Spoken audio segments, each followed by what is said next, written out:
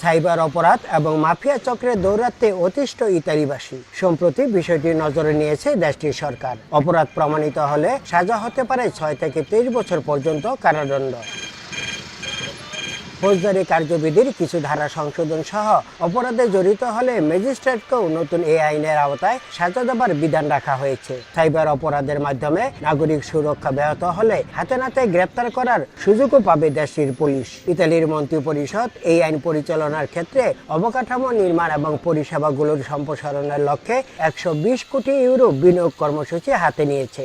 আর এ প্রকল্পে প্রায় 1100 নতুন কর্মসংস্থান সৃষ্টির সম্ভাবনা রয়েছে। এদিকে সাইবার অপরাধের সঙ্গে জড়িয়ে পড়ছে ইতালিতে বসবাসকারী বেশ কিছু বাংলাদেশি। প্রবাসীরা বলছেন আইনটি অনুমোদন হলে বিপদে পড়বেন অনেকেই। কঠিনতর আইন পাস হচ্ছে, অতএব আমরা বাংলাদেশি যে ভাই বোন আছি আমরা চেষ্টা করব যেন সাইবার ক্রাইমগুলোকে এড়িয়ে চলার জন্য।